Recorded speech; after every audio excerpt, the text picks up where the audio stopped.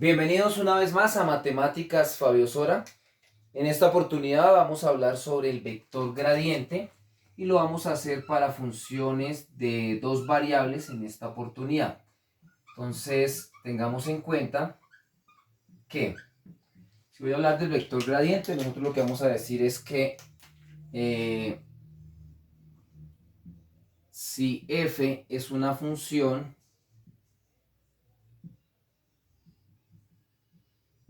derivable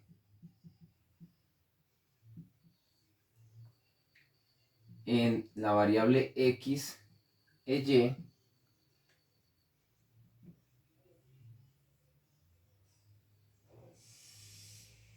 el gradiente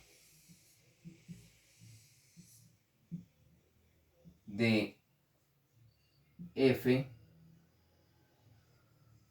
corresponde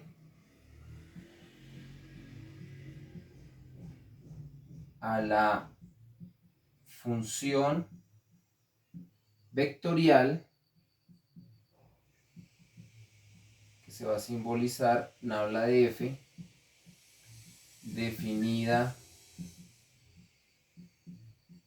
por, entonces el vector gradiente va a ser simbolizado en habla de f, sabemos que depende de x y va a ser igual a un vectorcito donde vamos a tener en la primera componente la derivada de la función f respecto de x, sabemos que depende de x y en la segunda componente vamos a tener la derivada parcial de la función f respecto de y.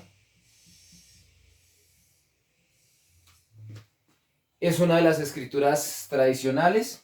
En algunos otros textos podríamos encontrar que nos dicen que esto es f de x, de pronto sin detallarle que depende de x y, ya se sabe, componente y más f de y, componente y, derivada parcial de la función f respecto de x, componente y más derivada parcial de la función respecto de y, componente j, y también recordando nuestra otra forma de escribir las derivadas parciales, podrían encontrarlo de esta manera.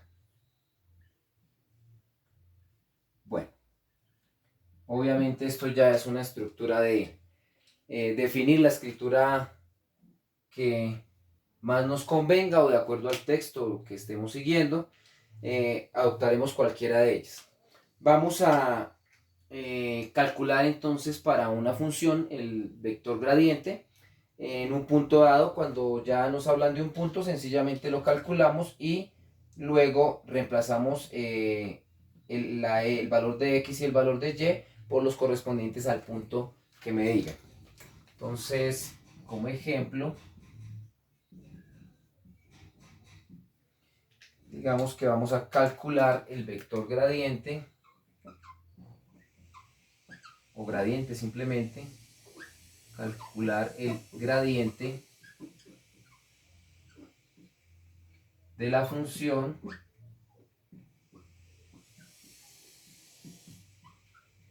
seno de 2x más 3y en el punto menos 6,4. Listo.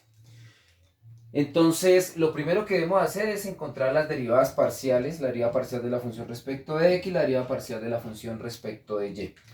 Hagámoslo entonces para este caso. Tendríamos la derivada parcial de la función respecto de x va a ser igual, la derivada del seno es coseno del mismo ángulo por la interna que es 2, entonces organizando tendríamos 2 coseno de 2x más 3y. De igual manera, la derivada parcial de la función respecto de y nos quedaría ahora, la interna sería 3, entonces organizando tendríamos 3 coseno del mismo 2x más 3y. Listo. Ya conocidas las derivadas parciales respecto de x, respecto de y, pues ya escribimos entonces lo que hemos obtenido como nuestro vector gradiente, que sería, pues el gradiente de la función que me dieron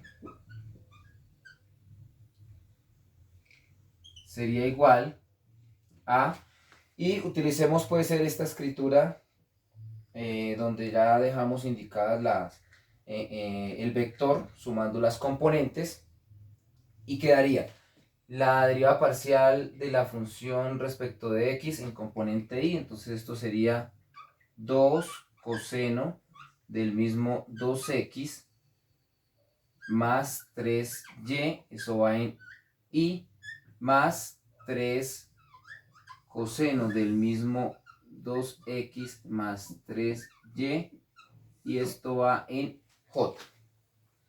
Ese sería el vector gradiente en general para cualquier punto x y y. Es una función, como lo decíamos acá, es una función vectorial. Y si ya vamos a calcularlo en el punto indicado, entonces diríamos que el vector gradiente de la función en el punto menos 6,4 sería igual a 2 por coseno de toda esta cuentica. De una vez la podemos hacer. Si x vale menos 6, tendríamos 2 por menos 6, que sería menos 12, más 3 por 4, que sería 12, menos 12 más 12 sería 0. Entonces tendríamos coseno de 0, componente y,